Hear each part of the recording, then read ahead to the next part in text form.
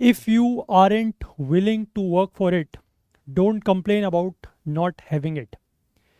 यानी कि किसी भी चीज़ को लेकर अगर आपकी इच्छा नहीं है, अगर आपकी विल नहीं है उसके प्रति काम करने की, और वो चीज़ आपको फिर अगर नहीं मिलती है, ऑब्वियस सी बात है कि अगर आप उसके प्रति काम ही नहीं कर रहे हैं, उसके उसके लिए जो मेहनत या हार्डवर्क करने की ज़रूरत है अगर वो कर ही नहीं रहे हैं, तो फिर वो आपको मिलेगी भी नहीं।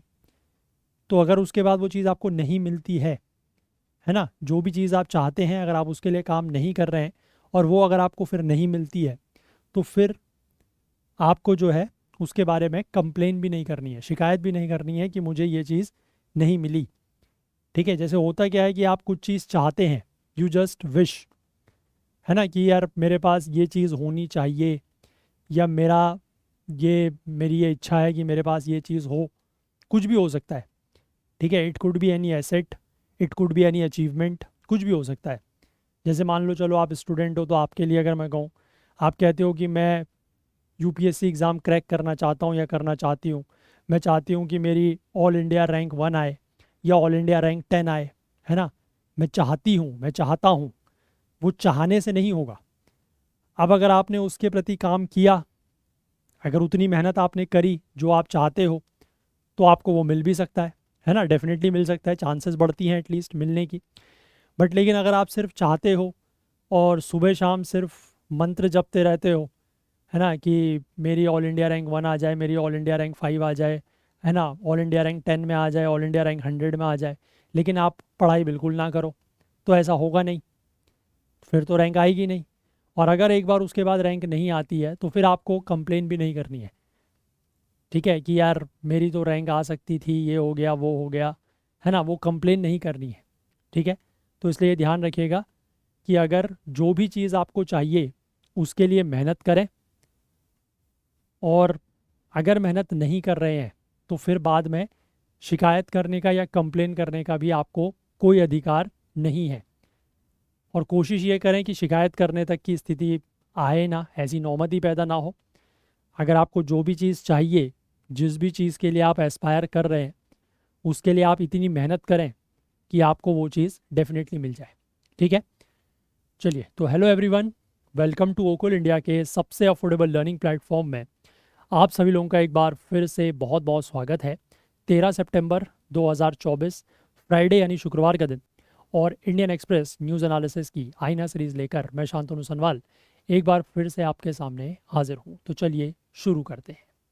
आज के न्यूज़पेपर पर चलने से पहले मैं एज़ यूजुअल आपको फिर से एक बार ये इन्फॉर्मेशन दूंगा कि हमारा सी सेट का जो लाइव बैच है, जो लाइव कोर्स है, ये क्लासेस शुरू होने वाली हैं 5 अक्टूबर से, है ना। आप काफ़ी कम दिन रह गए हैं और 20 सितंबर तक इसमें एनरोलमेंट रहेगा। तो आज ऑलरेडी 13 तारीख है, आज का दिन मिला के सिर्फ आप लोगों के पास 8 दिन है एनरोल करने के लिए। तो आप में से जो भी लोग इंटरेस्टेड हैं वो जल्द से जल्द एनरोल कर लें। 999 में आपको ये बैच दिया जा रहा है, जिसमें हम लोग एप्टीट्यूड, रीजनिंग और कॉम्प्रीहेंशन, जो तीनों ही पोर्शंस होते हैं सी सेट के, उनको बड़े अच्छे से डिटेल में कवर करेंगे। और सही स्ट्रेटजी अगर फॉलो की गई तो 100+ मार्क्स सी सेट में आराम से आएंगे। ठीक है, इस बात को भी ध्यान रखिएगा। और बैच का मैंने आपको बता ही दिया कि 20 सितंबर तक एनरोलमेंट होगा, या फिर 50 स्टूडेंट्स, जैसे ही या तो 50 स्टूडेंट्स इसमें एनरोल हो जाएंगे या 20 सितंबर डेट हो जाएगी, एनरोलमेंट जो है वो क्लोज हो जाएगा। तो इसलिए ज़्यादा लेट ना करें, जल्द से जल्द एनरोल करने की कोशिश करें अगर आप लोग इंटरेस्टेड हैं तो। बाकी नीचे डिस्क्रिप्शन में एक लिंक दिया हुआ है, उसके थ्रू जाके आप इसकी जो अदर डिटेल्स हैं वो भी चेकआउट कर सकते हैं और उसी के थ्रू एनरोल भी कर सकते हैं। अगर फिर भी आपके मन में कोई डाउट, कोई क्वेरी, किसी प्रकार का कोई शंका रहती है, तो यहाँ पर एक व्हाट्सएप नंबर दिया गया है 9150449990। इस नंबर पर आप कॉन्टैक्ट कर लें, इसके थ्रू आपके जो भी डाउट्स हैं, जो क्वेरीज हैं, वो रिजॉल्व कर दी जाएंगी। ठीक है, बाकी आप में से जो लोग इन सेशंस को यूट्यूब पर देखते हैं और आपको किसी भी तरीके की कोई हेल्प मिलती है इन सेशन से, तो मैं आप लोगों से रिक्वेस्ट करूंगा कि प्लीज़ कुछ ना कुछ अपनी तरफ से कंट्रीब्यूट करने की कोशिश आप लोग ज़रूर करें। और कंट्रीब्यूशन आप लोग करेंगे तो थोड़ा सा हमारा भी हेल्प होगी, हमें भी सपोर्ट होगा, और ज़्यादा से ज़्यादा ये सेशंस जो हैं वो लंबे समय तक यूट्यूब पर चल पाएंगे। तो इसलिए ये मेरी आप लोगों से रिक्वेस्ट है, गुजारिश है, कि अगर आप लोगों को कुछ भी हेल्प मिल रही है इन सेशन से, क्योंकि यूट्यूब पर आप देख रहे हैं तो एज सच कोई एक्स्ट्रा कॉस्ट आपकी तो लग नहीं रही है ना। इंटरनेट कॉस्ट है वो तो एज़ यूजुअल भी आप लोगों के पास रहता ही है। है ना। तो इसलिए मैं चाहूँगा कि कुछ ना कुछ अमाउंट, थोड़ा बहुत, जितना भी आप लोगों से हो सके, और सभी लोग, जितने लोग भी यूट्यूब पर देखते हैं, मैं सभी से रिक्वेस्ट करूँगा कि कुछ ना कुछ आप लोग कंट्रीब्यूट करने की कोशिश ज़रूर करें। ठीक है, चलिए, तो ये मेरी आपसे एक छोटी सी गुजारिश थी। अब हम लोग जो है वो आज के न्यूज़पेपर पर चलते हैं, और आज के न्यूज़पेपर में जो आर्टिकल्स हैं उनका हम लोग जिक्र करेंगे। तो फ्रंट पेज पर अगर हम बात करें तो यहाँ पर जो ये बंगाल का जो इशू चल रहा है ना, जिसको लेकर जो वहाँ के जूनियर डॉक्टर्स हैं वो पिछले काफ़ी समय से, लगभग 1 महीने से ज़्यादा जो है वो काम पर नहीं है। और उनकी मांग है कि जो वहाँ की सीएम है ममता बनर्जी, उनके साथ बातचीत हो। लेकिन उनकी एक मांग ये है कि बातचीत जो है उसकी लाइव स्ट्रीमिंग हो। ठीक है, यानी कि बातचीत जो पूरी की पूरी होगी वो लाइव प्रसारित की जाए। और ऐसा यहाँ पर सरकार अभी नहीं करने को तैयार है। और यहाँ पर आपको एक इस तरीके का हॉल दिखाई दे रहा है ना, जिसमें सीएम ममता बनर्जी बैठी हुई दिखाई दे रही है, और उनके साथ एक लेडी और है, और बाकी इस तरीके की काफ़ी सारी चेयर्स वगैरह लगाई गई हैं। तो उसमें जो जूनियर डॉक्टर्स को इनवाइट किया गया है वो यहाँ पर नहीं आए हैं, क्योंकि उनकी मांग यही है कि लाइव स्ट्रीमिंग के दौरान, मतलब इस पूरी की पूरी बातचीत के दौरान, चर्चा के दौरान लाइव स्ट्रीमिंग हो। और यहाँ पर ममता बनर्जी का अब यहाँ पर ये कहना है कि अगर लोगों को ये लगता है कि उनकी सरकार ने जो है इस पूरे के पूरे मामले में सही तरीके से या समय पर कदम अगर नहीं उठाया है, तो इनका ये कहना है कि I am ready to quit for them. मतलब इन्होंने, इनका ये कहना है कि ये मुख्यमंत्री पद से, अपने जो सीएम का इनकी पोस्ट है उससे ये इस्तीफा या रेजिग्नेशन देने को तैयार है। तो आने वाले दिनों में देखते हैं कि किस तरीके से बंगाल में ये सारा का सारा जो इशू चल रहा है ये कैसे अनफोल्ड होता है। ठीक है, इसके बाद आगे अगर हम लोग बात करें तो यहाँ पर जो हमारे ये हैं विदेश मंत्री हैं, फॉरेन मिनिस्टर या एक्सटर्नल अफेयर्स मिनिस्टर हैं, दैट इज़ एस जयशंकर। ये बेसिकली यहाँ पर जो इनका बर्लिन में, यहाँ पर ये जो east gate of Sanchi stupa, आपको बेसिकली एक ये स्तूपा का गेट सा दिखाई दे रहा होगा। ठीक है, थोड़ा सा अगर मैं इसको जूम करूँ तो यहाँ पर आपको एक ये गेट दिखाई दे रहा है। ये बेसिकली क्या है, जो हमारा सांची स्तूप है उसके ईस्ट गेट का रेप्लिका है। ठीक है, तो उसके सामने आपको ये दिखाई दे रहे हैं। तो अभी हम बेसिकली इसको लेकर एक आर्टिकल भी, आज स्तूपा को लेकर, सांची स्तूपा को लेकर एक आर्टिकल भी है, वहाँ पर हम लोग डिस्कस करेंगे। फिलहाल इनका यहाँ पर ये कहना है कि 75% of disengagement problems with China sorted out. ठीक है, तो इनका यहाँ पर ये कहना है कि चाइना के साथ जो डिसंगेजमेंट के इश्यूज़ हैं उसमें से 75% इशूज़ को जो है वो सॉर्ट आउट कर लिया गया है। तो अच्छी बात है अगर ऐसा है तो, है ना। और आगे बढ़ें। इसके बाद बीच में ऐसा यहाँ पर कोई खास न्यूज़ नहीं है। यहाँ पर आपको एक इमेज और दिखाई दे रही है, चलो आगे उसकी बात करते हैं। उसकी बात हम यहाँ पर आगे करते हैं। पेज नंबर 7 पर वो इमेज दी गई है। ये यहाँ पर आपको एक इमेज दिखाई दे रही है जिसमें रशिया के राष्ट्रपति व्लादिमीर पुतिन और हमारे जो राष्ट्रीय सुरक्षा सलाहकार, दैट इज़ एनएसए हैं, national security adviser Ajit Doval, ये यहाँ पर आपको एक दूसरे से हाथ मिलाते हुए दिख रहे हैं, क्योंकि आजकल ये एनएसए जो है वो रशिया गए हुए हैं। वहाँ पर ब्रिक्स की एक बेसिकली नेशनल सिक्योरिटी एडवाइज़र्स की एक समिट हो रही है। और यहाँ पर ये कहा गया है कि पुतिन की तरफ से ये कहा गया है कि जो अगले महीने 22 से 24 अक्टूबर के बीच में रशिया के कज़ान में ब्रिक्स की समिट होने वाली है, तो उसमें ये कहा गया है पुतिन की तरफ से कि वो मोदी के साथ बाईलेटरल मीटिंग करेंगे। ठीक है, प्रधानमंत्री नरेंद्र मोदी के साथ एक बाईलेटरल मीटिंग, एक द्विपक्षीय वार्ता की जाएगी, उसका यहाँ पर जिक्र है। बस बाकी ऐसा यहाँ पर और कुछ नहीं है। ठीक है, चलो आगे बढ़ते हैं। बीच के पेजेस में सच कोई खास न्यूज़ नहीं है, not even in your economy and this page. Ideas page पर एक आर्टिकल है, बट उस आर्टिकल पर आने से पहले मैं आपको एक इमेज दिखाना चाहूँगा, उसके बाद फिर मैं इस आर्टिकल का जिक्र करता हूँ। और ये आर्टिकल वैसे जनरली आपको खुद से पढ़ने के लिए मैं दूंगा, बट उससे पहले एक इमेज। ठीक है, ये इमेज हो सकता है आप लोगों ने देख ली हो, मतलब सोशल मीडिया पर काफ़ी ज़्यादा ये फेमस है ना, आजकल वायरल हो रही है बहुत ज़्यादा। परसों की वैसे ये इमेज है।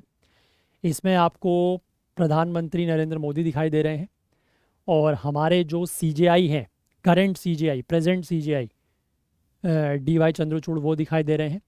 और ये डीवाई चंद्रचूड़ जो है उनकी वाइफ है ना। और ये बेसिकली जो इमेज है, जो फ़ोटो है, ये प्रधानमंत्री नरेंद्र मोदी ने खुद के ट्विटर हैंडल से ट्वीट की है। और ये इमेज बेसिकली CJI जो है DY चंद्रचूड़ इनके घर की है। और यहाँ पर बेसिकली क्या हो रहा है कि ये, क्योंकि गणपति का भी आपको बताया कि गणपति का जो है वो त्योहार चल रहा है, तो इन्होंने गणपति अपने घर में बिठाए हुए हैं। ठीक है, अपने घर में गणपति स्थापित किए हुए हैं। तो उसमें पूजा में प्रधानमंत्री नरेंद्र मोदी पहुँचे हैं। ठीक है, अब कहा यह जा रहा है कि this is a private event. ठीक है, ये एक प्राइवेट इवेंट है।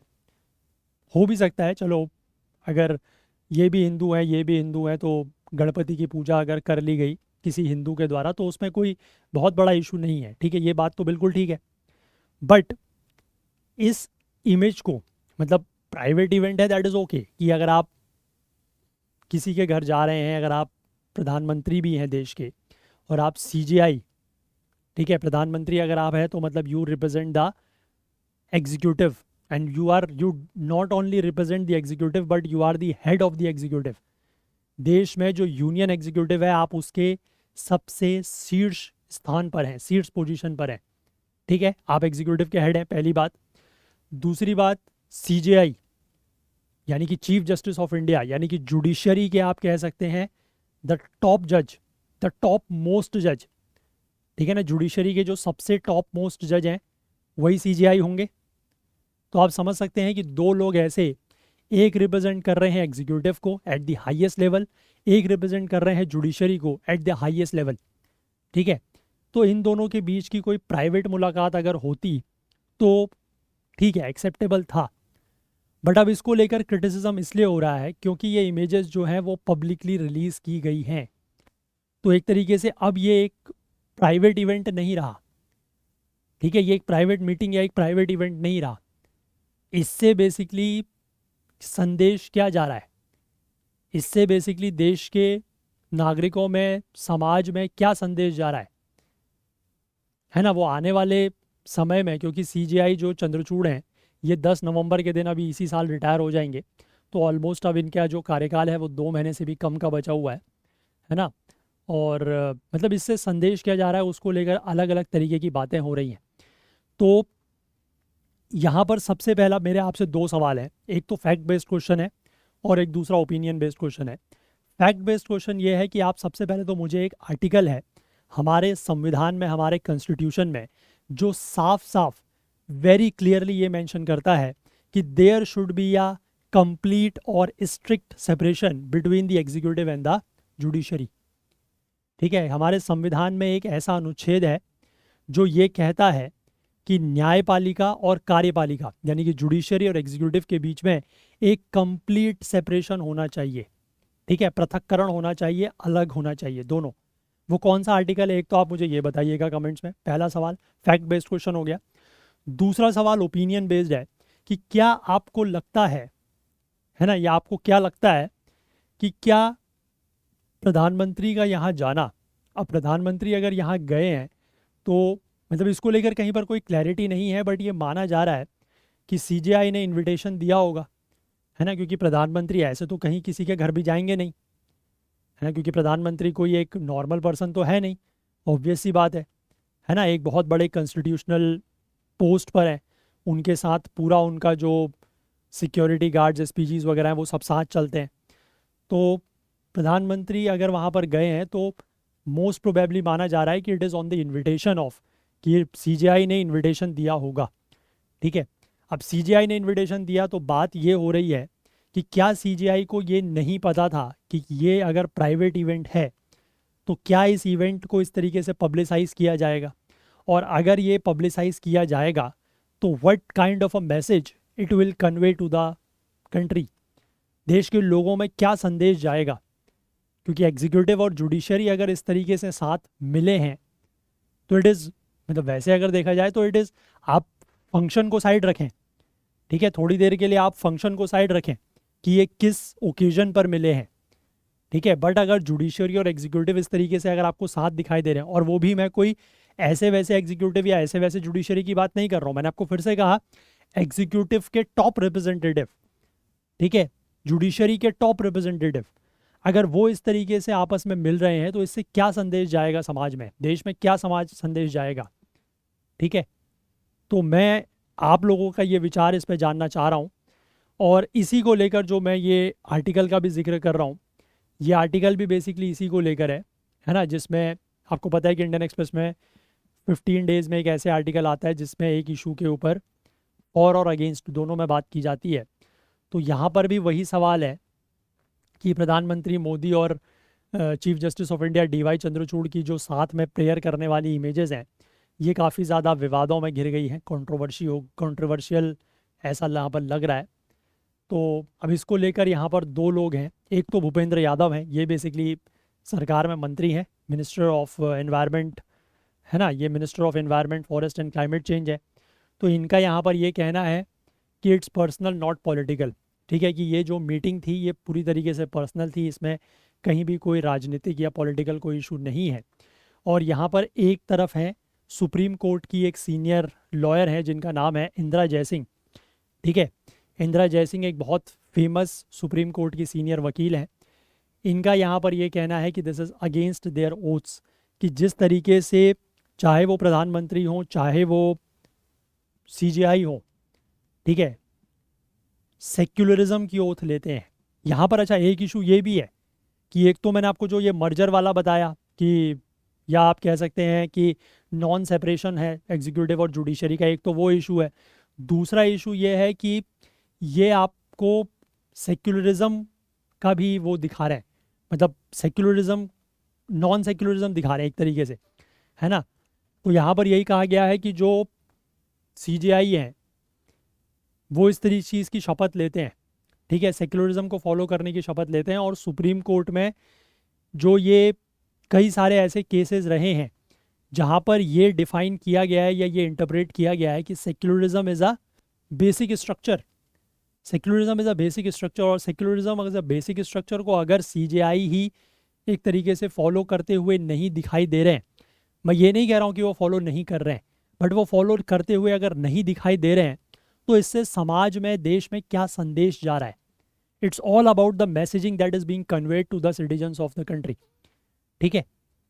इसके पीछे इनकी क्या मंशा थी, क्या इंटेंशन थी, उसकी तो बात ही नहीं हो रही, ठीक है, कि ये वहाँ पर मिले, सिर्फ इस तरीके से आरती हुई, पूजा पाठ हुई, उसके बाद प्रधानमंत्री चले गए, क्या हुआ क्या नहीं हुआ, या किसी और तरीके की बातचीत हुई, वट एवर इट इज़, उसकी कोई बात ही नहीं है।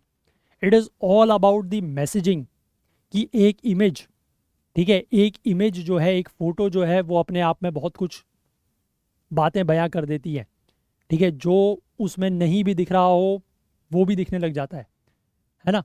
तो अब सवाल वही है कि क्या मैसेजिंग गई है, क्या देश के लोगों में क्या संदेश गया है। तो आप लोगों का विचार क्या है, एक बार आप वो मुझे ज़रूर बताइएगा इसको लेकर, और इस आर्टिकल को ज़रूर पढ़िएगा, ठीक है। इसमें आपको दोनों पक्ष मिल जाएंगे। एक तरफ से ये तो मंत्री हैं, तो ऑब्वियस सी बात है कि इसको यही कहेंगे कि पर्सनल है, पॉलिटिकल नहीं है। लेकिन यहाँ पर इसको काउंटर करने के लिए भी सुप्रीम कोर्ट की सीनियर एडवोकेट हैं, ठीक है। तो एक बार पढ़िएगा ज़रूर, अच्छा आर्टिकल है, पढ़िएगा ज़रूर, ठीक है। चलो, क्योंकि इस तरीके की चीज़ें जब आप पढ़ोगे ना, then only you will develop your opinion. Otherwise आपका ओपिनियन डेवलप करना जो है वो बड़ा मुश्किल है, ठीक है। जब तक आप ये चीज़ें नहीं करोगे, ओपिनियन डेवलप होना बड़ा मुश्किल है। क्लियर हो गई बात? तो इसलिए पढ़ा करें ज़रूर। चलो, इसके बाद हम लोग दो आर्टिकल जो है वो एक्सप्लेन पेज पर कवर करेंगे।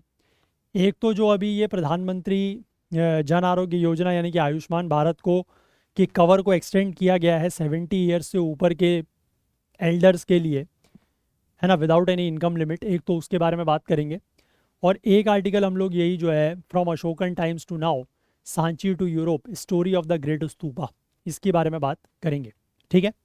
तो ये दो आर्टिकल जो हैं आज हमारे रहेंगे मेन, जिनके ऊपर हमें डिस्कस करना है, और बाकी जो मैंने इश्यूज़ थे रिलेटेड वो आपको बता दिए। तो चलिए इन दोनों आर्टिकल्स को एक एक करके देखते हैं। लेकिन उससे पहले मैं आप लोगों को जो हमारी प्रीलिम्स 2025 की जो टेस्ट सीरीज़ है उसके बारे में मैं बताना चाहूँगा। तो अगर आप जनरल स्टडीज़, करंट अफेयर्स और सीसेट तीनों की टेस्ट सीरीज़ चाहते हैं एक साथ, तो it is available only at 849 rupees, जिसमें आपको 91 टेस्ट मिलते हैं, 5300 MCQs मिल जाते हैं। इसके बाद अगर आप सिर्फ जनरल स्टडीज़ और करंट अफेयर्स की टेस्ट सीरीज़ लेना चाहते हैं तो इसमें आपको 81 टेस्ट मिलते हैं, 4500 MCQs मिलते हैं, ओनली एट 699 रुपीज़। अगर आप सिर्फ जनरल स्टडीज़ की टेस्ट सीरीज़ लेना चाहते हैं तो 45 टेस्ट आपको मिलते हैं, 2500 MCQs मिलते हैं ओनली एट 449 रुपीज़। अगर आप सिर्फ करंट अफेयर्स की टेस्ट सीरीज लेना चाहते हैं जिसमें जनवरी 2024 से लेकर अप्रैल 2025 तक का करंट अफेयर्स इंक्लूडेड है, तो इसमें आप ये मान के चलिए कि आपको 32 टेस्ट मिलते हैं और 1600 MCQs मिलते हैं ओनली एट 299 रुपीज़। और इसी तरीके से अगर आप सिर्फ सी सेट के टेस्ट लेना चाहते हैं तो आपको 10 फुल लेंथ टेस्ट मिलते हैं सी सेट के, 800 रुपीज़ में मिल जाते हैं, सॉरी 800 MCQs मिल जाते हैं ओनली एट 249 रुपीज़। तो आप इनमें से जिसमें भी इंटरेस्टेड हैं आप उनको ज़रूर एनरोल कर लें, ठीक है। और जल्द से जल्द एनरोल कर लें क्योंकि जैसे जैसे एनरोलमेंट्स बढ़ते जाएंगे तो थोड़ा बहुत इनका जो प्राइस वगैरह है वो भी बढ़ता है, ठीक है। तो इसलिए मैं आप लोगों से रिक्वेस्ट करूँगा जो भी लोग इंटरेस्टेड हैं वो जल्द से जल्द एनरोल कर लें। इनके अंदर जाके आप यहाँ से इनके फ़ीचर्स भी चेकआउट कर सकते हैं और साथ ही साथ आपको यहाँ पर पूरा का पूरा शेड्यूल जो है वो भी दिया गया है, ठीक है, कि एक टेस्ट सीरीज़ में कितने टेस्ट हैं और किस किस सब्जेक्ट के कितने टेस्ट हैं और उसके बाद कौन सा टेस्ट कब अवेलेबल होगा, किस टेस्ट में क्या क्या सिलेबस रहेगा, वो सब कुछ यहाँ पर दिया हुआ है। तो आप इस चीज़ को, इस PDF को बिना टेस्ट परचेज़ किए उससे पहले भी देख सकते हैं, चेकआउट कर सकते हैं, है ना, क्योंकि मैंने आपको ये दिखाया कि यहीं पर ये चीज़ दी गई है ना। यहाँ से आप PDF डाउनलोड करके ये चीज़ें चेकआउट कर सकते हैं और उसके बाद आप इंटरेस्टेड हैं तो परचेज़ कर सकते हैं, ठीक है। बट मेरा यही कहना है कि जितने लोग भी इंटरेस्टेड हैं जल्द से जल्द एनरोल कर लें, ठीक। चलिए,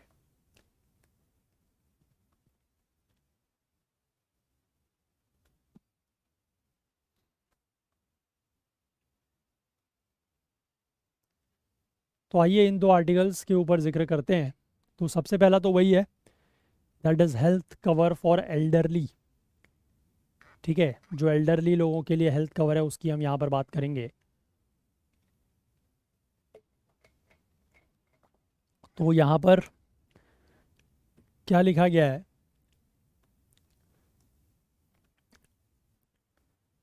यहाँ पर लिखा गया है कि a day after the union cabinet approved the expansion of the Ayushman Bharat प्रधानमंत्री Jan Arogya Yojana, that is ABPMJ, health cover to all Indians of age 70 years and older irrespective of their income.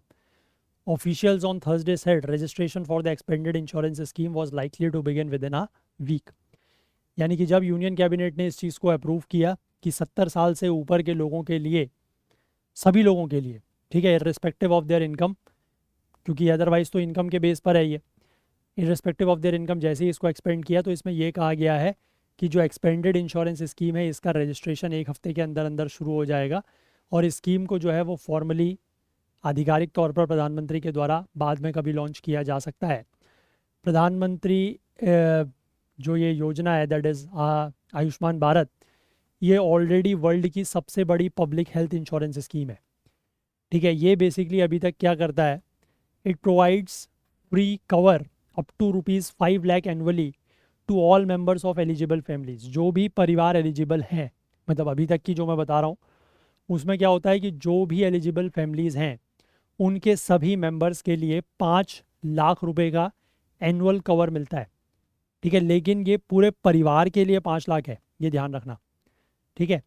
और इसमें बेसिकली जो बॉटम 40% ऑफ द पॉपुलेशन है वो cover होते हैं respective of the age. अब इस स्कीम के लिए रजिस्टर करने की अगर हम बात करें तो दोज एलिजिबल फॉर द मतलब जो 70 ईयर से ऊपर वाले हैं उनकी मैं बात करूंगा यहाँ पर। तो those eligible for the expanded cover will be able to register themselves and get the Ayushman Bharat card as soon as the new module is added to the existing portal.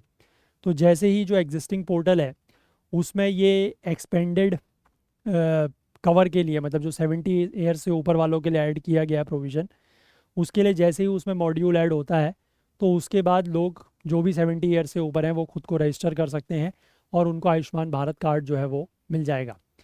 बेनिफिशियरीज़ जो हैं वो गवर्नमेंट के आयुष्मान ऐप के थ्रू रजिस्टर कर सकते हैं और या फिर किसी भी सरकारी हेल्थ फैसिलिटी, यानी कि किसी भी गवर्नमेंट हॉस्पिटल वगैरह में जो आयुष्मान भारत काउंटर होता है उसके थ्रू जाके भी रजिस्टर करवा सकते हैं। और anyone who has turned 70 as per their Aadhaar can register for the new health cover. और जो भी लोग जिनकी उम्र उनके आधार कार्ड के हिसाब से 70 साल की हो गई है वो इसमें रजिस्टर करवा सकते हैं, ठीक। इसके बाद लिखा है कि there will be no exclusions और waiting period of pre existing conditions, कि ऐसा नहीं है कि आपको कोई बीमारी है पहले से तो उसको लेकर ये कहा जाएगा कि आपने ये कवर तो ले लिया लेकिन ये अभी लागू नहीं होगा, है ना, 6 महीने बाद, साल भर बाद लागू होगा। कई सारे जो प्राइवेट हेल्थ इंश्योरेंस होते हैं ना, उनमें ऐसा होता है कि आपको, आपका ये देखा जाता है कि आपको पहले से ये बीमारी है, ये इशू है, तो आपसे कहा जाएगा कि आपने हेल्थ इंश्योरेंस तो ले लिया, हेल्थ इंश्योरेंस प्लान, लेकिन ये अभी लागू नहीं होगा, ठीक है, it will not be working now, ये 1 साल के बाद या 6 महीने के बाद लागू होना शुरू होगा। तो इसमें ऐसा नहीं है, ठीक है। Beneficiaries will be able to utilise their policies as soon as their complete their ई-KYC, जैसे ही उन लोगों की ई-KYC हो जाएगी उसके तुरंत बाद, KYC का मतलब होता है नो योर कस्टमर, जिसमें आपके सारे डिटेल्स वगैरह ले लिए जाएंगे। उसके बाद जैसे ही वो चीज़ हो जाती है और आपका कार्ड वगैरह बन जाता है तो आप अपनी पॉलिसी का यूज़ करना शुरू कर सकते हैं, ठीक है। इसमें जो पोर्टल है इसमें फेस ऑथराइजेशन भी रहेगा, क्योंकि फेस ऑथराइजेशन बेसिकली इसलिए किया गया है क्योंकि एल्डरली पर्सनस के केस में कभी कभी क्या होता है ना कि फिंगरप्रिंट्स वगैरह उनकी प्रॉपरली, मतलब अब 70 साल से ऊपर में 70 भी है, 75 भी है, 80 भी है, 90 भी है, तो सभी लोगों के केस में क्या होता है, ज़्यादातर लोगों के केस में या तो फिंगरप्रिंट जो है वो उतने क्लियरली नहीं दिखाई देते हैं या फिर वो मशीन में प्रॉपरली रीड नहीं कर पाते हैं, तो इसलिए बेटर ये है कि उनका फेस ऑथेंटिकेशन जो है वो कर लिया जाए। तो इसलिए फेस ऑथेंटिकेशन या फेस ऑथराइजेशन भी यहाँ पर रखा गया है, ठीक है। इसके बाद आगे लिखा है कवर और बेनिफिशरीज, एवरीवन ऑफ एज 70 और मोर, जो भी व्यक्ति 70 साल या उससे ज़्यादा है, will be entitled to a cover of ₹5 lakh annually shared within the family. अब इसमें भी ये फैमिली वाला कंसेप्ट है, 5 लाख रुपए का एनुअल कवर मिलेगा, लेकिन फैमिली के साथ ये भी शेयर्ड है, ये भी ध्यान रखना, ठीक है। This means if there are 2 elderly beneficiaries in the household, the cover will be split among them, यानी कि अगर किसी परिवार में 2 elderly हैं 70 साल से ऊपर के, तो उन दोनों में मिला के 5 लाख रुपए का यूज़ होगा, मतलब उनके लिए एक ही कार्ड बनेगा, ठीक है।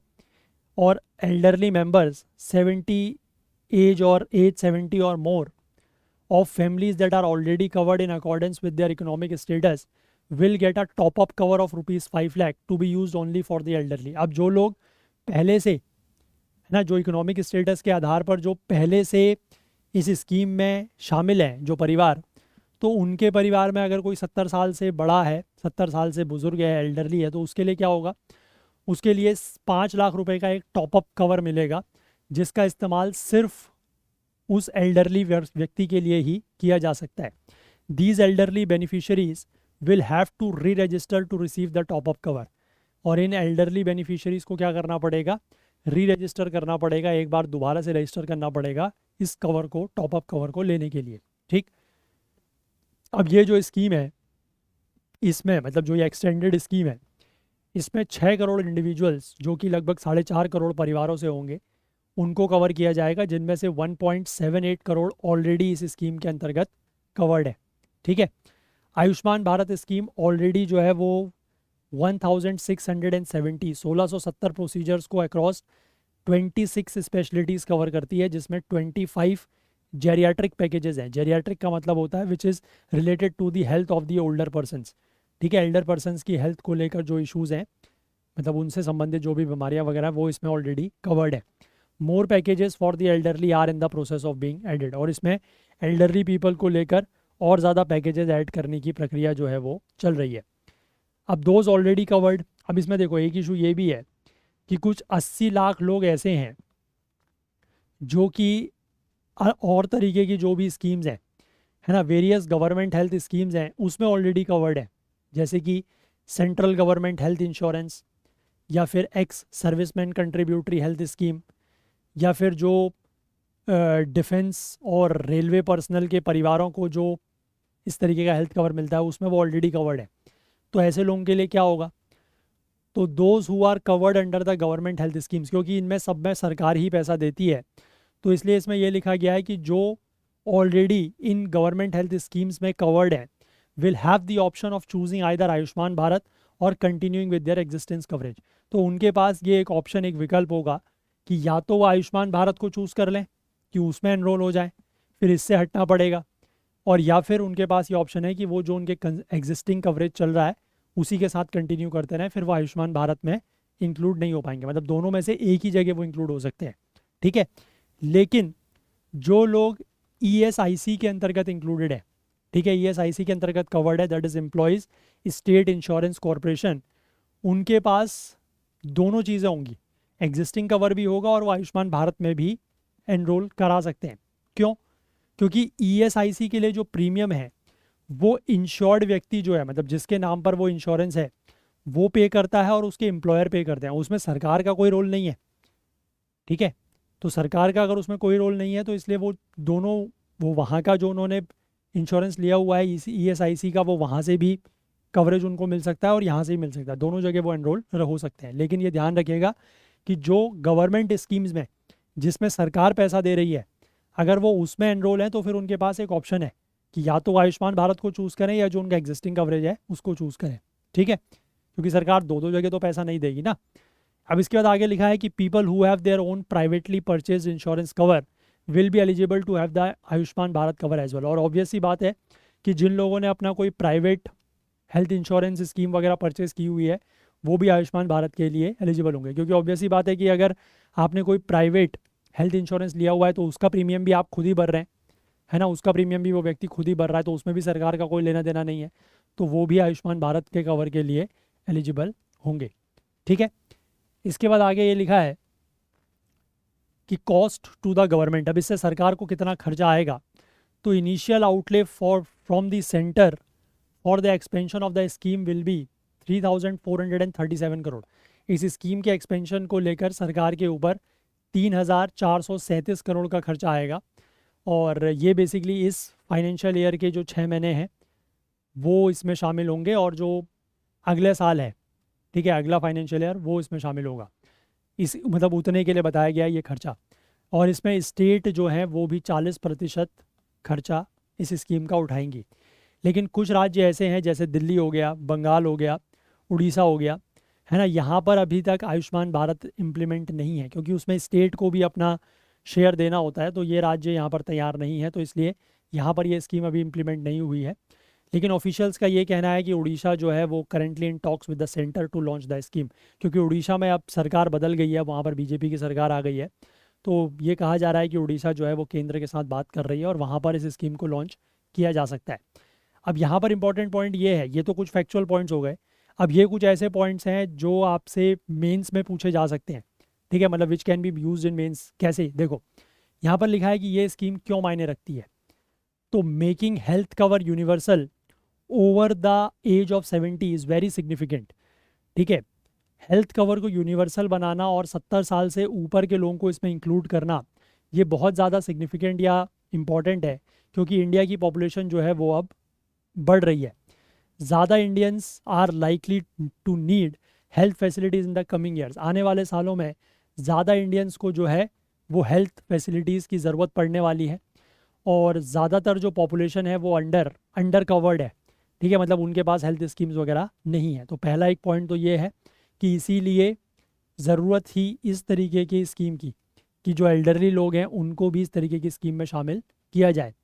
अब इसके बाद यहाँ पर यह बताया गया है कि 2011 की जो सेंसस है, क्योंकि 2011 की सेंसस की बात करना पड़ेगा, उसके बाद से तो हुई नहीं है ना, तो 2011 की सेंसस के हिसाब से only 8.6 of India's population was over the age of 60 years.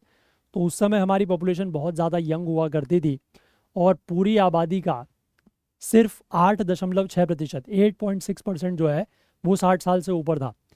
और 2050 तक ये एक्सपेक्ट किया जा रहा है कि ये जो परसेंटेज है ये 19.5% तक पहुंच जाएगा। अब ये एस्टिमेशन बेसिकली किसने दिया है?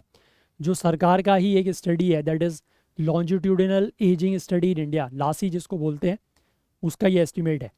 अगर इन टर्म्स ऑफ नंबर की हम बात करें तो Indians over the age of 60 are likely to be 319 million in 2050। 2050 में जिन लोगों की संख्या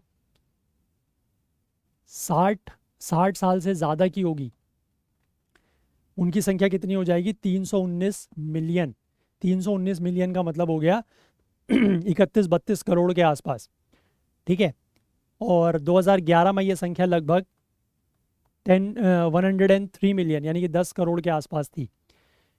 तो इसलिए संख्या बढ़ रही है, ओल्डर एज के लोग बढ़ रहे हैं, तो इसलिए भी हेल्थ कवर की उनको ज़्यादा ज़रूरत है। इसके बाद आगे ये लिखा है कि older Indians are much more likely to be hospitalised and to stay in hospitals for longer. कि जो ओल्डर इंडियंस है, ठीक है, उनको हॉस्पिटलाइज करने की यानी कि अस्पताल में भर्ती करने की ज़रूरत ज़्यादा पड़ सकती है और उनको लंबे समय तक अस्पताल में रहना भी पड़ सकता है। The rate of admission among the elderly already covered under the scheme has been more than 7%, double the 3.3 to 4% admission rate for younger people covered under the scheme। यानी कि अभी की ही अगर हम बात करें, ठीक है, जो अभी की स्कीम है 70 ईयर्स से ऊपर वालों को हटा दें, जो एग्जिस्टिंग स्कीम है उसमें भी ये बताया जा रहा है कि जो रेट ऑफ एडमिशन है, मतलब जितने लोग अस्पताल में भर्ती हो रहे हैं उसमें एल्डरली का रेट ऑफ एडमिशन ज़्यादा है, 7% के आसपास है, और as compare to the younger people उनका 3 से 4% है। ठीक है, इसके बाद यहाँ पर यह बताया गया है कि आयुष्मान भारत के डेटा का एक एनालिसिस इंडियन एक्सप्रेस ने पहले किया है, उसमें यह पता लगा है that almost 12% of all admissions and 14% of money reimbursed under the scheme was for those who are of 70 years और ओल्डर। ठीक है, तो उसमें यह बताया गया है कि 12%, मतलब टोटल जितने भी एडमिशन्स हुए हैं इस स्कीम के अंतर्गत, मतलब जितने भी लोग अस्पताल में भर्ती हुए हैं उनमें से 12%, और जितना भी पैसा रीइम्बर्स किया गया है उसका 14% 70 साल से ज़्यादा या उनके ऊपर हुआ है। ठीक है, 70 साल या उनसे ज़्यादा के जो हैं उनके ऊपर। इसके बाद यहाँ पर यह लिखा है कि elderly remain largely uncovered by any health scheme. जो एल्डरली लोग हैं वो ज़्यादातर किसी भी स्कीम में शामिल नहीं होते हैं। Just over 20% of India's population above the age of 60 is currently covered by any government, employer provided और personal insurance scheme। ठीक है, 60 साल से ज़्यादा की उम्र के सिर्फ 20% लोग ऐसे हैं जो किसी भी हेल्थ इंश्योरेंस स्कीम से, चाहे वो सरकारी हो या उनके एम्प्लॉयर के द्वारा प्रोवाइडेड हो या पर्सनल हेल्थ इंश्योरेंस हो, उससे जुड़े हुए हैं। ऐसा बेसिकली इंडिया एजिंग रिपोर्ट 2023 के हिसाब से बताया गया है। इसके बाद ये भी बताया गया है कि women make up the larger share of elderly population. ये नीति आयोग का एक सर्वे है, वो ये कहता है कि जो एल्डरली पॉपुलेशन है उसमें महिलाएं ज़्यादा होती हैं। ठीक है, 58% of the elderly are women and 54% among them are widows. वो विधवा हैं, और this represents a substantial challenge because they may not have health care support. तो ये उनके लिए एक बहुत बड़ा चैलेंज है, क्योंकि उनके पास हो सकता है कि कोई हेल्थ केयर सपोर्ट ना हो। तो ये स्कीम जो है ऐसी महिलाओं के लिए बहुत ज़्यादा हेल्प की रहेगी, स्पेशली ऐसी महिलाएं जो विडोड है। ठीक है, जो विधवा हैं, जिनके हस्बैंड अब इस दुनिया में नहीं है, उनकी डेथ हो चुकी है, तो उनकी संख्या भी बहुत ज़्यादा है। तो उनके लिए भी ये स्कीम काफ़ी ज़्यादा हेल्पफुल रहेगी कि उनका भी अगर ऐसा कोई इशू आता है कोई हेल्थ केयर का, तो उनका भी इलाज बड़े आराम से और अच्छे से हो सकता है। ठीक है, आई होप समझ गए आप बात, क्लियर है। तो इसको आप ये वैसे हेल्थ रिलेटेड इशू है, बट इसको आप गवर्नमेंट स्कीम्स में लेंगे। ठीक है, जीएस पेपर 2 में, जनरली गवर्नमेंट स्कीम्स की बात होती है, तो वहीं पर आप लेंगे। गवर्नेंस का इशू है ये। ठीक है, चले आगे बढ़ें, नेक्स्ट आर्टिकल देख लेते हैं।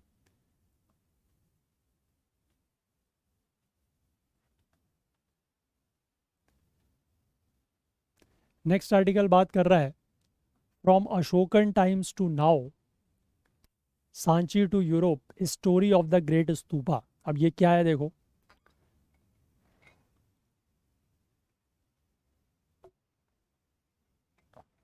इसका जिक्र वहीं से हुआ है जो मैंने आपको फ्रंट पेज पर इमेज दिखाई थी ना, वो एस जयशंकर वाली, वहीं से इसका कंटेक्स्ट निकल के आया, तो इसीलिए इन्होंने ये आर्टिकल लिखा है।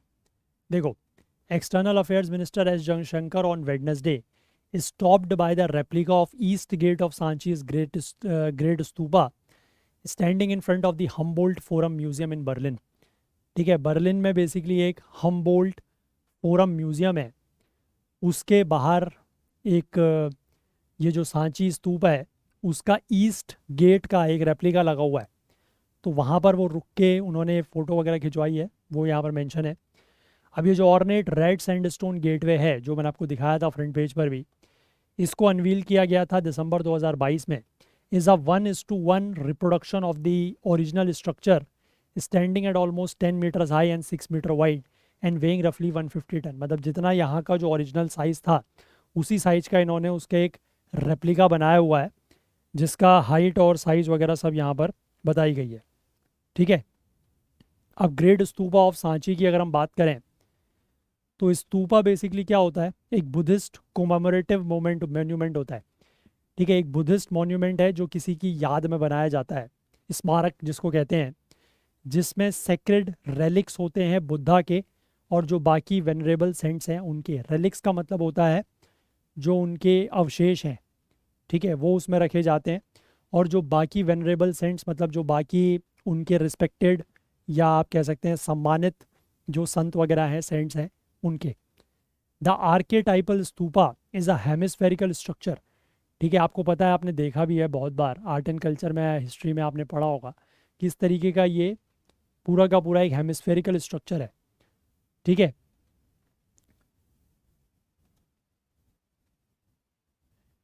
whose origins can be traced to pre-Buddhist burial mounds found in India। तो इसकी जो ओरिजिन है वो कब से है, जब से प्री बुद्धिस्ट टाइम्स में जो बरियल माउंट्स होते थे वहाँ से। अब जो ग्रेट स्तूप ऑफ सांची है वो इस फॉर्म को एग्जेम्पलीफाई करता है। इसको कमीशन किया गया था in the 3rd century BC by the emperor Ashoka. It is the largest and oldest structure in a complex of Buddhist monuments comprising numerous others stupas temples and monasteries. ठीक है, एक तो ये सबसे बड़ा और पुराना स्ट्रक्चर है, ठीक है, in a complex of Buddhist monument, जिसमें कई सारे स्तूपास हैं, मंदिर हैं, ठीक है, मोनास्ट्रीज, मठ वगैरह हैं। और most recent construction in Sanchi can be dated to as late as the 12th century CE। तो लेटेस्ट यहाँ पर जो या रीसेंट जो कंस्ट्रक्शन हुआ है सांची में, वो लगभग 12th century के आसपास हुआ है। ठीक है। अब great stupa is one of the oldest standing stone structures in India believe to have been build over the Buddha's relics. तो माना जाता है कि जो बुद्धा के रेलिक्स हैं उसी के ऊपर इसको बनाया गया है। और इसका जो कंस्ट्रक्शन है वो अशोका की जो वाइफ थी देवी, उनके सुपरविजन में हुआ है, जो कि यहाँ का एक मतलब पास का एक शहर है, दैट इज़ विदिशा, है ना। वहाँ के वो ट्रेडिंग टाउन यानी कि एक व्यापारी का शहर होता था वो, मतलब व्यापार वगैरह वहाँ पर होता था, व्यापार के लिए फेमस, वहाँ से वो थी। इसके बाद ये बताया गया है कि जो सांची कॉम्प्लेक्स का डेवलपमेंट है उसको विदिशा की जो मर्चेंटाइल कम्युनिटी है, मतलब जो वहाँ के मर्चेंट जो व्यापारी समुदाय हैं, उनके पेट्रोनेज में इसको बनाया गया है। अब इसके गेटवेज की अगर हम बात करें, तो जो ओरिजिनल स्तूपा है itself is a rather plain hemispherical structure crowned by a chhatra और parasol which makes it instantly recognizable as the ornamental which makes it instantly recognizable are the ornamental gateways और तोरण्स that stand in front of it। ठीक है, तो original stupa जो है वो सिर्फ क्या है, वो बेसिकली जो ये प्लेन हेमिस्फेरिकल स्ट्रक्चर है जिसके ऊपर एक छत्र या पैरासोल है वो है। अब आज की डेट में जो चीज़ इसको रिकग्नाइजेबल बनाती है वो है इसके ऑर्नामेंटल गेटवेज या तोरण जिनको कहते हैं, जो इनके फ्रंट में है। तो 4 तोरण जो हैं वो 4 कार्डिनल डायरेक्शंस यानी कि ईस्ट वेस्ट नॉर्थ साउथ की तरफ हैं। इनको 1st century BC में बनाया गया, likely with in a few decades of each other, मतलब एक दूसरे से एक साथ नहीं बने। ध्यान रखिएगा, चारों जो तोरण या चारों जो गेटवेज हैं वो एक साथ नहीं बने, 1st century BC में बने हैं, पूरी शताब्दी में। एक से एक अभी बना, फिर एक अगले 10-15 साल बाद बना, फिर एक अंदर 10-15 साल बाद बना, इस तरीके से। और सतावाहना डायनेस्टी का उस समय रूल हुआ करता था, उसमें ये बना है, ये ध्यान रखना। ठीक है, मैं बात कर रहा हूँ गेटवेज की या तोरण की। ठीक, बाकी तो 3rd century BC में ये बनी चुका है स्तूपा, मैं बात कर रहा हूँ गेटवेज की। ठीक है, तो ये भी ध्यान रखना कि गेटवेज जो हैं वो स्तूपा के साथ नहीं बने हैं, गेटवेज बाद में बने। ठीक, अब इसके बाद आगे क्या लिखा है कि these gateways are made of 2 square pillars which support a superstructure comprising 3 curved architraves और beams with spirally rolled ends. देखो, अब यहाँ पर आपको ये दिखाई देगा या नहीं दिखाई देगा, मैं इसकी कोई और थोड़ा सा क्लियर इमेज ढूंढने की कोशिश करता हूँ, थोड़ा सा वेट कीजिए, क्योंकि इसमें आपको ये उतना ज़्यादा आई थिंक समझ में नहीं आ रहा होगा। कोई बात नहीं, हम इसको सांची स्तूप, ठीक है, अगर हमें कोई बढ़िया क्लियर इमेज मिले।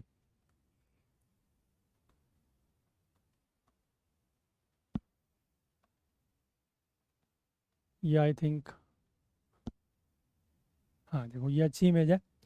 दिख रही है ना। अब देखो, अब थोड़ा थोड़ा पढ़ेंगे, फिर थोड़ा थोड़ा मैं आपको दिखाऊंगा तो समझ में आएगा। देखो यहाँ पर क्या लिखा है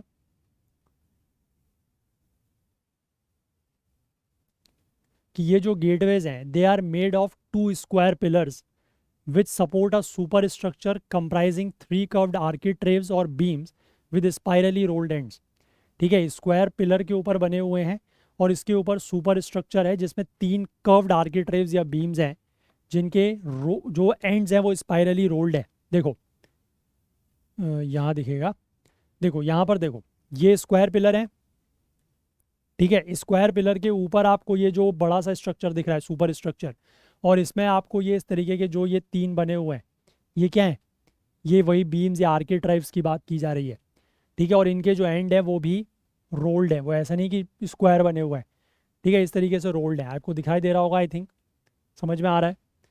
ठीक है, यहाँ तक क्लियर। इसके बाद आगे क्या लिखा है कि the pillars and the architraves are adorned with beautiful bas relief and sculptures depicting scenes from the Buddha's life, stories from the Jataka tales and other Buddhist iconography। अब जो ये आपके पिलर्स और जो आर्किट्रेव्स हैं इनमें भी कुछ ना कुछ चीज़ें बनी हुई हैं, स्कल्पचर्स वगैरह बने हुए हैं, देखो, जो कि बुद्धा की लाइफ से या जातक स्टोरीज से या जो बुद्धा के बाकी आइकोनोग्राफी है वहाँ से उसमें इमेजेस वगैरह बनी हुई हैं। देखो ये दिख रहा है ना आपको, जैसे ये पिलर्स में भी आप देखो कुछ ना कुछ बना हुआ है, फिर आप यहाँ पर भी देख लो, सब में पूरा का पूरा बना हुआ है, ऐसा कुछ नहीं है कि कोई चीज़ खाली है। ठीक है, सब जगह कुछ ना कुछ स्कल्पचर्स वगैरह बने हुए हैं, कुछ ना कुछ बुद्धा की लाइफ से रिलेटेड या उनकी जो जातक स्टोरीज है वहाँ से रिलेटेड कुछ ना कुछ चीज़ें इसमें बनी हुई हैं। क्लियर हो गया ये भी। इसके बाद आगे लिखा है कि the toranas and the balustrade surrounding the great stupa were once painted. तो ये जो तोरण यानी कि ये जो ये हैं आपका मतलब गेटवेज, और जो बालूस्ट्रेड, बालूस्ट्रेड का मतलब होता है ये जो ये हैं क्या बोलते हैं इसको, रेलिंग्स। ठीक है, जो इसके चारों तरफ की रेलिंग्स हैं ये कभी पेंटेड हुआ करती थी। देखो यहाँ पर आपको 2 तोरण तो दिखाई दे रहे हैं, ये एक इस तरफ वाला दिखाई दे रहा है और ये एक उसके 90 डिग्री पर होगा वो दिखाई दे रहा है। ठीक है, फिर एक इसके पीछे होगा और एक इसके इस तरफ होगा, है ना। तो 4 बेसिकली 4 कार्डिनल डायरेक्शंस में होंगे, है ना, समझ गए बात। अब इसमें आगे लिखा है the east gate and its replica.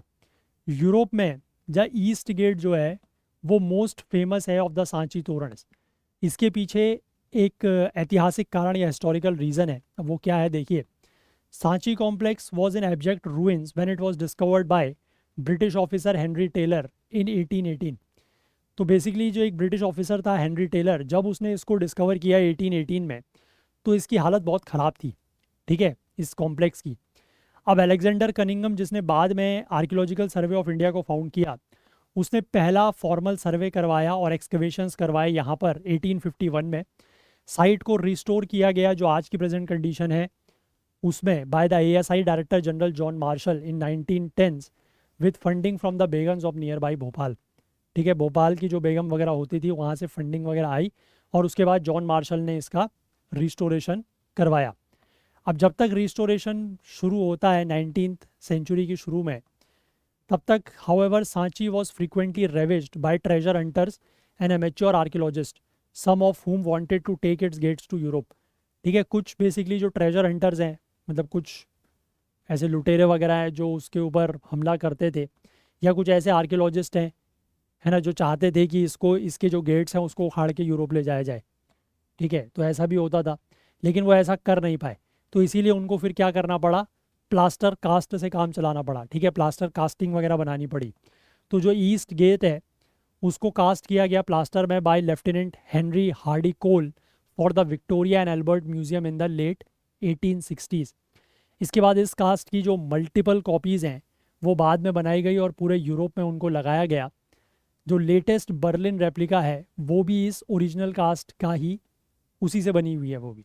ठीक है, जो अपर आर्किट्रेव है इस गेट का वो रिप्रेजेंट करता है द 7 मनुष्य बुद्धास, यानी कि जो प्रीवियस बुद्धास थे, with the historical Buddha being the latest incarnation. मतलब जिस बुद्धा के बारे में हम जानते हैं वो उन मनुष्य बुद्धास के क्या है, लेटेस्ट इनकारनेशन है, मतलब सबसे लेटेस्ट रूप है। ठीक है, या अवतार है। द मिडिल आर्किट्रेव, अब देखो तीनों आर्किट्रेव यानी कि ये जो तीनों ये हैं इनका जिक्र कर रहे हैं, ठीक है, जो ये इस तरीके की बीम्स लगी हुई है उनका जिक्र कर रहे हैं कि जो अपर आर्किट्रेव है वो मनुष्य बुद्धा को रिप्रेजेंट करता है, ठीक है, दिस रिप्रेजेंट द मनुष्य बुद्धास। और मनुष्य बुद्धास क्या है? प्रीवियस बुद्धास, ठीक है, जिसमें जो जो हिस्टोरिकल बुद्धा है वो लेटेस्ट इनकारनेशन है। जो मिडिल आर्किट्रेव है वो डिपिक्ट करता है the scene of great departure, यानी कि जब प्रिंस सिद्धार्थ, जो राजकुमार सिद्धार्थ थे, जब उन्होंने अपनी कपिल वस्तु को छोड़ा और एक एसेटिक की लाइफ जीने वो निकल गए, ठीक है, एक साधु की ज़िंदगी वो जीने निकल गए और एनलाइटनमेंट की खोज में निकल गए, तो ये चीज़ उसको दिखाती है।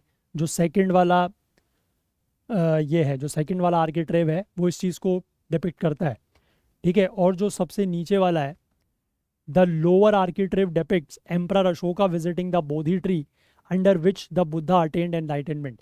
तो सबसे नीचे वाला आर्किट्रेव वो डिपिक्ट करता है कि एम्परर अशोका जो है वो बोधि ट्री में विजिट कर रहे हैं।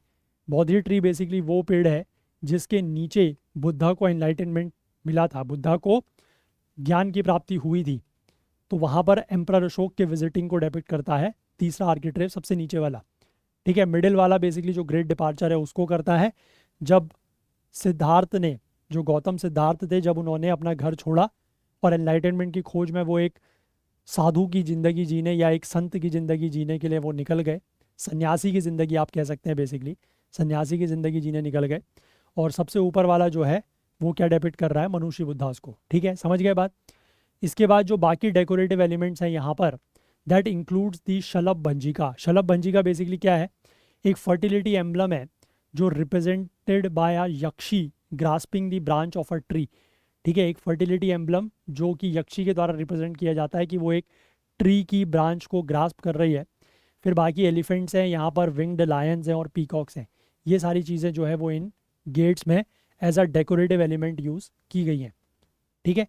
तो आई होप आपको ये दिख रहा होगा। बाकी तो यहाँ पर अब बहुत सारा तो मतलब एज सच इतनी क्लियर इमेज मिलने के बाद भी समझ में नहीं आ रहा है, ठीक है, that is for sure. But हो सकता है ये सारी चीज़ें यहाँ पर लिखी हो तो बात तो ठीक ही होगी, है ना।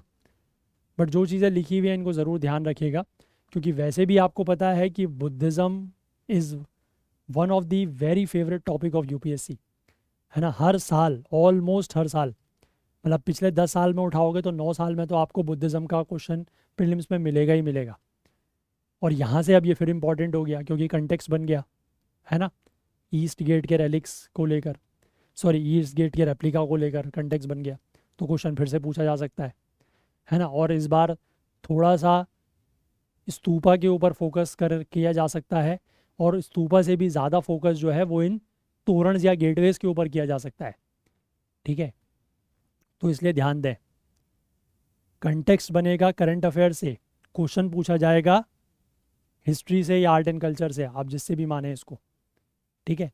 अब गेटवेज के ऊपर क्वेश्चन पूछा जा सकता है, ये ध्यान रखना, गेटवेज की जो ये डिटेल्स हैं उसको लेकर हो सकता है कि इस साल नहीं तो अगले 1 आध साल में ज़रूर पूछा जाएगा, ठीक है। कि यूपीएससी की अभी ये भी आदत है कि जिस साल जो चीज़ चल रही होगी उसमें हो सकता है, क्योंकि उसमें उसको भी पता है कि इस साल ये करंट अफेयर्स में आ चुका है तो सब लोग इसको पढ़ाएंगे, सब लोग कवर करेंगे, सब लोग इसके ऊपर फोकस करेंगे, एम्फोसिस करेंगे, तो वो इस साल नहीं पूछेगा।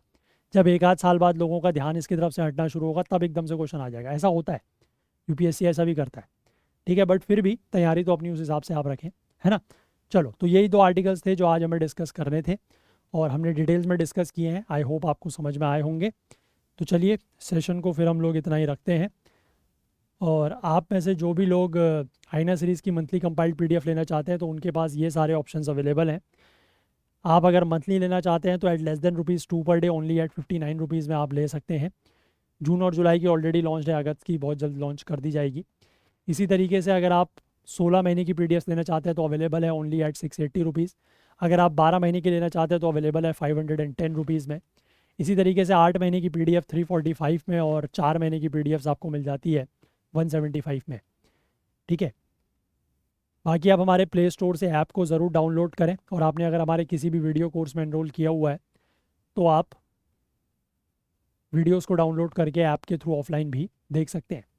बाकी आईना सीरीज़ के जो हमारे फुल कोर्सेज़ हैं, अगर आप उसमें एनरोल करना चाहें तो सितंबर मंथ का भी लॉन्च्ड है, और इसी तरीके से जो बाकी मंथली 3 मंथ 6 मंथ्स के हैं उनमें भी आप जिसमें चाहें एनरोल कर सकते हैं। इसी तरीके से लास्ट ईयर के भी हैं, और लास्ट ईयर के हम आपको एक 12 महीने की मंथली कंपाइल्ड PDF भी दे रहे हैं, जुलाई 2023 से लेकर जून 2024 तक के बीच की। अगर आप में से कोई भी इसके लिए इंटरेस्टेड है तो 499 रुपीज़ में आपको ये मिल जाएगी ओनली एट इंग्लिश। अगर इंटरेस्टेड है तो एनरोल कर सकते हैं। सारे के सारे PDF नोट्स और कोर्सेज हमारे ऐप और वेबसाइट में लिस्टेड हैं। उसके लिए आपको करना क्या होगा, हमारे ऐप और वेबसाइट में आप जाएं, वहाँ पर से आप एनरोल कर सकते हैं। और कोई भी लिंक अगर आपको नहीं मिलता है, तकलीफ़ होती है ढूंढने में, तो सिंपली ये जो नंबर दिया गया है 9150449990, इस नंबर पर कांटेक्ट कर लें, हम यहाँ से आपको लिंक्स वगैरह प्रोवाइड कर देंगे। तो जाने से पहले मैं आपको एक बार फिर से ये CSET के बारे में बता दूं कि CSET का हमारा जो लाइव कोर्स है 5 अक्टूबर से शुरू हो रहा है, एनरोलमेंट 20 सितंबर तक रहेगा। ओनली एट 999 आपको प्रोवाइड किया जा रहा है। नीचे डिस्क्रिप्शन में एक लिंक दिया हुआ है, उसके थ्रू जाके आप इसकी बाकी जो डिटेल्स हैं वो चेकआउट कर सकते हैं, और एनरोलमेंट भी अगर आप चाहें तो वहीं से कर सकते हैं, ठीक है। और आप में से जो भी लोग इन सेशंस को यूट्यूब पर देख रहे हैं, और अगर आपको किसी भी तरीके से हेल्प हो रही है, तो मैं आपसे रिक्वेस्ट करूँगा कि ज़्यादा से ज़्यादा लोग मिलके कंट्रीब्यूट करने की कोशिश करें, कुछ ना कुछ अमाउंट, सो दैट कि वो हमारे भी सपोर्ट होगा, और कहीं ना कहीं उसका बेनिफिट आपको भी मिलेगा कि सेशंस वगैरह इसी तरीके से यूट्यूब पर लंबे समय तक चल पाएंगे, ठीक है। तो चलिए, अगर आपको आज का सेशन पसंद आया हो तो लाइक ज़रूर करें, ज़्यादा से ज़्यादा शेयर करें। आपके जो भी डाउट्स हैं, जो क्वेरीज़ हैं, वो आप कमेंट कीजिएगा। बाकी मैंने आपसे जो सवाल पूछे हैं, चाहे वो फैक्ट बेस्ड हो, ओपिनियन बेस्ड हो, उनके जवाब भी ज़रूर देने की कोशिश करें। आप में से सवाल जब पूछे जाते हैं तो बहुत कम लोग जवाब देते हैं, तो मैं चाहूँगा कि ज़्यादा से ज़्यादा लोग जो है इस तरीके के कमेंट्स वगैरह में जवाब देने की आदत डालें। ज़्यादा से ज़्यादा क्या होगा, गलत ही होगा, कोई बात नहीं, गलत होगा चलेगा, बट जवाब दें, ठीक है। जब आप जवाब देंगे तभी चीज़ें बेटर होंगी, ठीक है। तभी आप सीखेंगे, तभी आप लिखना भी सीख पाएंगे, तभी आप कम्युनिकेट करना भी सीख पाएंगे। तो इसलिए जवाब देना ज़रूर है, ठीक है। सभी लोग जवाब दें। और चैनल को आपने सब्सक्राइब नहीं किया है तो वो भी डेफिनेटली करें, बेल आइकन प्रेस करना ना भूलें, ताकि वीडियोस की नोटिफिकेशन आपको ऑन टाइम मिल सकें। और साथ ही साथ अपना प्यार, अपना सहयोग हमारे साथ बनाए रखें। हाईलाइटेड आर्टिकल्स आपको करंट अफेयर्स ओकुल्ट टेलीग्राम चैनल पर मिलते हैं, जिसका लिंक नीचे डिस्क्रिप्शन में दिया हुआ है, या फिर करंट अफेयर्स ओकुल्ट सर्च करके भी आप टेलीग्राम में इसको ज्वाइन कर सकते हैं, या इस QR कोड को स्कैन करके भी ज्वाइन कर सकते हैं, ठीक है। चलिए, तो आज के लिए इतना ही, बाकी कल को फिर से मिलेंगे इंडियन एक्सप्रेस न्यूज़ एनालिसिस की आईना सीरीज़ के साथ। तब तक के लिए अपना बहुत बहुत ध्यान रखें। Please do take care of yourself. Thank you, have a nice day, bye bye.